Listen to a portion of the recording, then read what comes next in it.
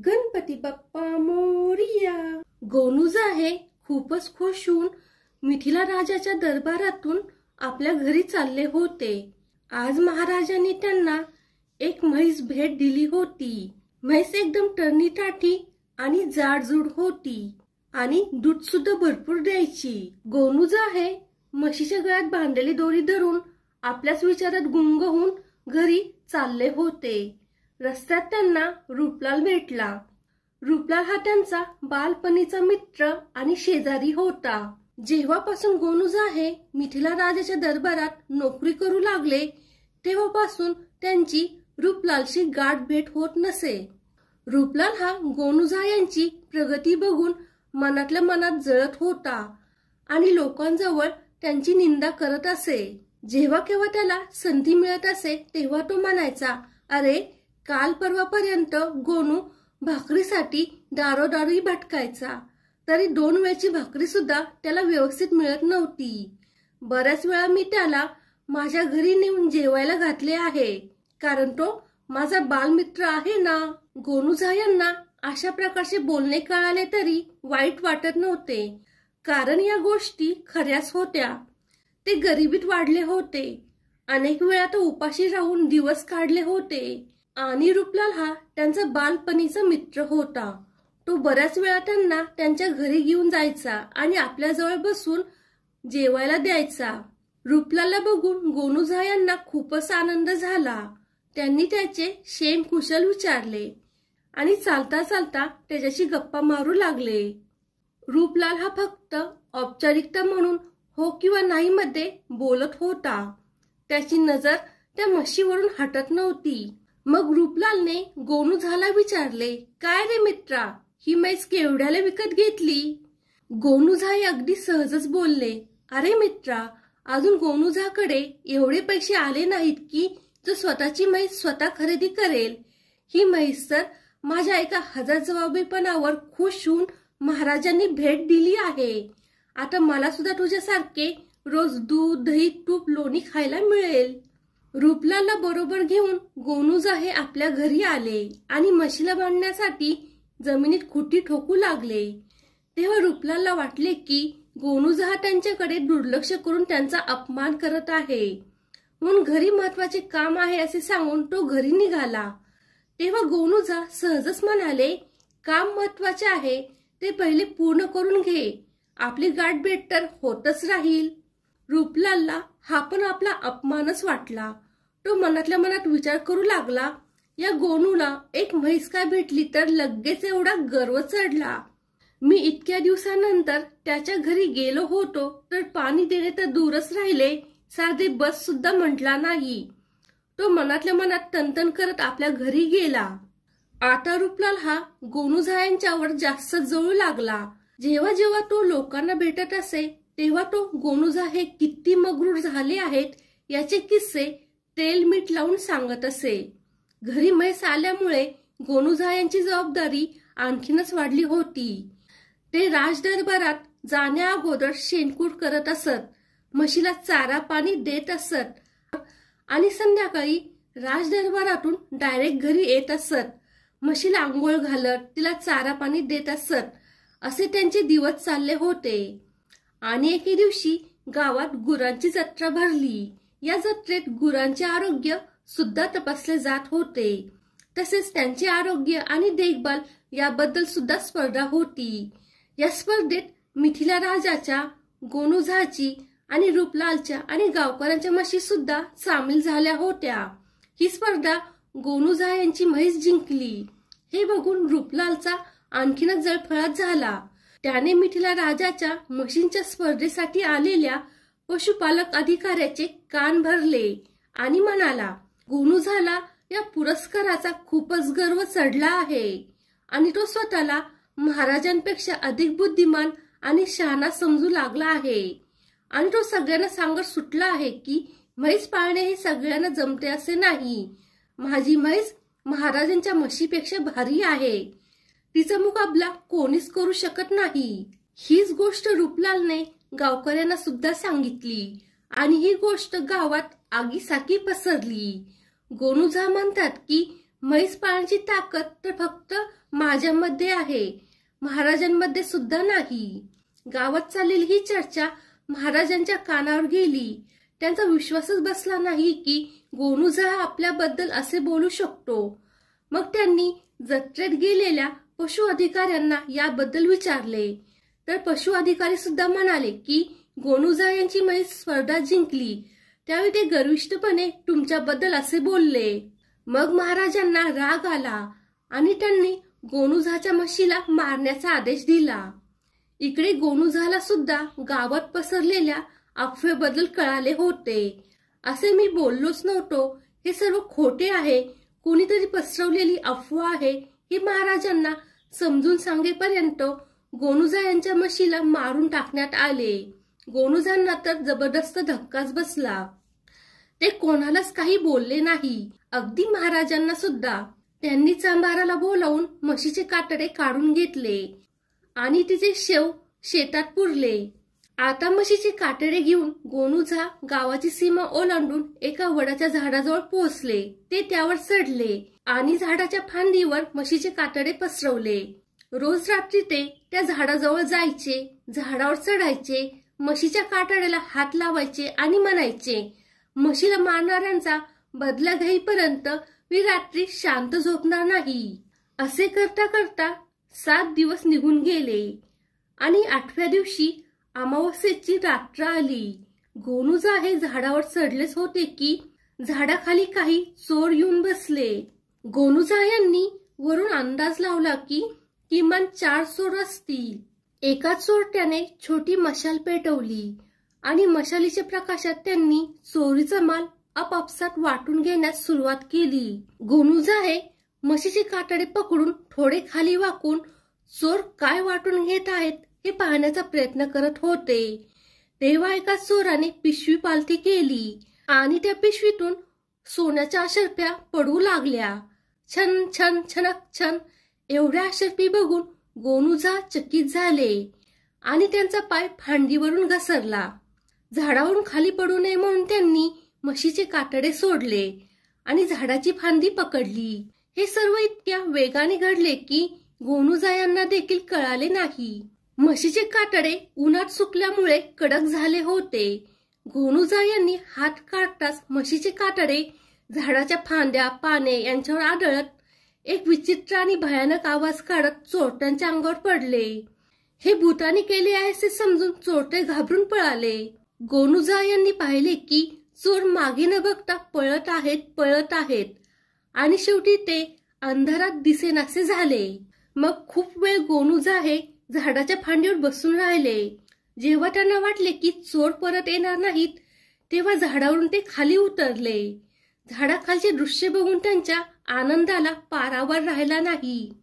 त्यांच्यासमोर सुवर्णमुद्रांचा ढीग पडला होता आणि दागदागिन्यांच्या पिशव्या पडल्या होत्या. त्यांना समजतच नव्हते की एवढे धन घेऊन मी घरी कसे जाऊ. मग त्यांनी आपला कुर्ता काढला, त्याच्या गळ्याच्या बाजूच्या भागाला गाठ मारली आणि त्यात सारे धन भरून ते घरी आले. घरी येता येता सकाळ झाली. झाडावर पक्ष्यांचा किलबिलाट सुरू झाला. घरी पोहोचल्यावर त्यांनी सुटकेचा निश्वास सोडला. रस्त्यात त्यांना कोणीच पाहिले नव्हते म्हणून त्यांना खूपच बरे वाटले. गोनूजा हे मनातल्या मनात विचार करू लागले, ईश्वराच्या कृपेमुळे मला एवढे धन प्राप्त झाले आहे. अचानक त्यांच्या मनात ही सोन्याची नाणी किती आहेत हे जाणून घेण्याची उत्सुकता निर्माण झाली. त्यांनी दागदागिने एका पिशवीत भरले आणि एका पेटीत ठेवून दिले.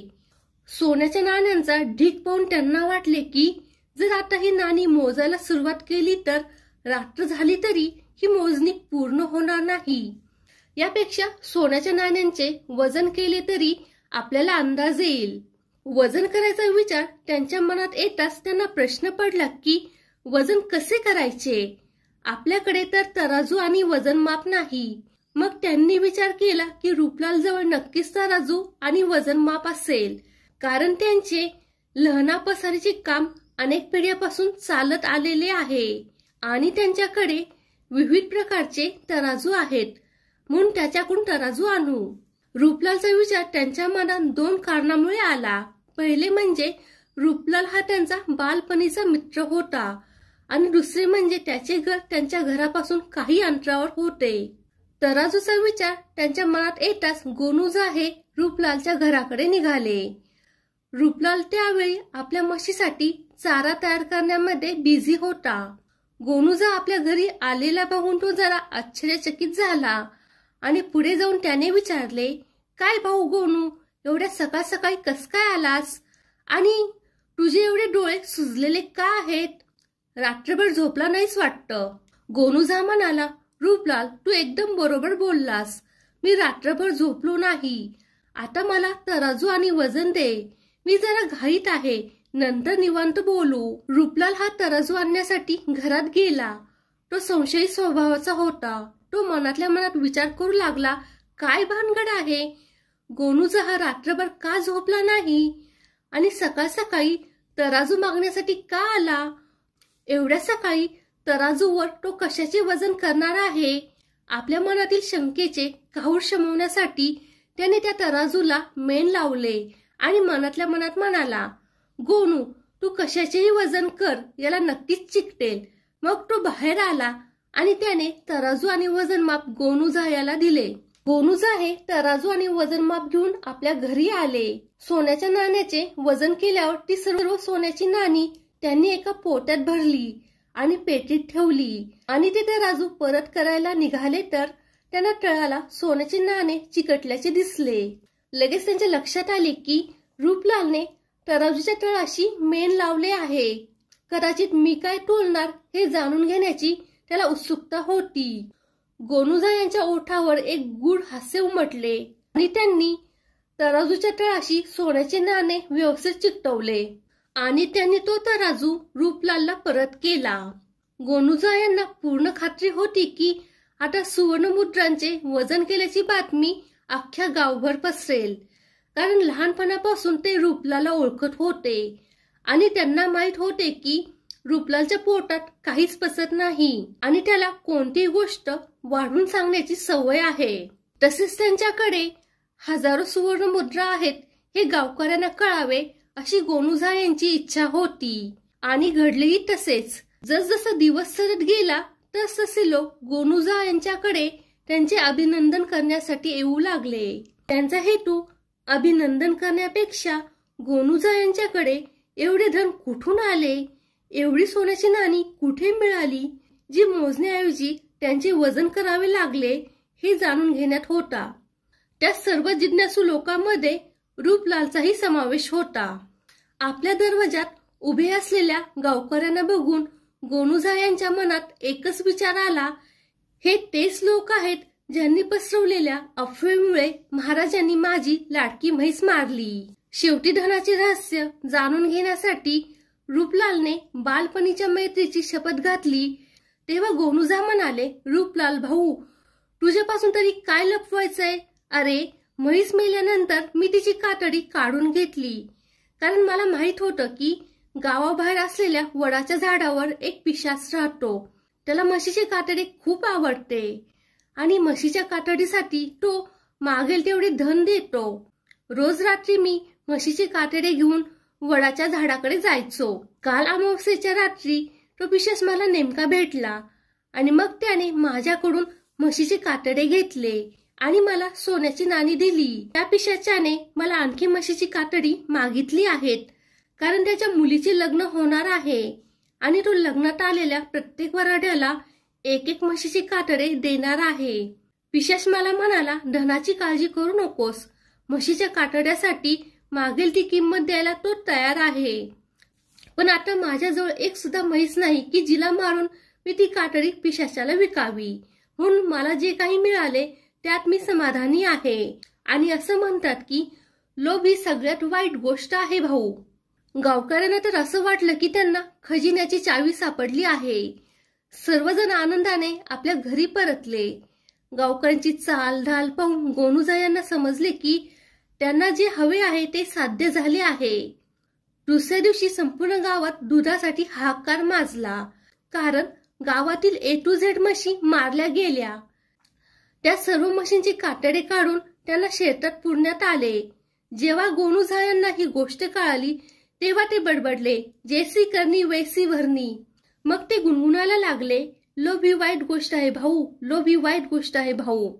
गोनुजा यांनी पाहिले की रोज रात्री गावकऱ्यांचा एक गट हातात म्हशीचे कातडे घेऊन गावाबाहेरील वडाच्या झाडाकडे जात असे आणि सकाळपर्यंत वाट पाहून परतत असे. रूपलालचा सुद्धा यात समावेश होता. त्यांना बघून गोनुजा मनातल्या मनात खूप हसायचे आणि आनंदात गुणगुणायचे, लोभ ही वाईट गोष्ट आहे भाऊ, लोभ ही वाईट गोष्ट आहे. शेवटी ती अमावस्येची रात्रही आली आणि गेलीही. गावकऱ्यांचे म्हशीचे कातडे विकत घेण्यासाठी एकही पिशाच आला नाही. वटवृक्षाजवळ पसरलेली शांतता कायमच होती. एकामागून एक अमावस्येच्या रात्री आल्या आणि गेल्या. आता गावकऱ्यांना आपली फसवणूक झाल्याचे वाटू लागले. दुधाअभावी गावात हाहाकार माजला होता आणि जवळपास सर्व गावकऱ्यांच्या शेतात म्हशींचे शव कुजल्याने त्यांचा वास येऊ लागला होता.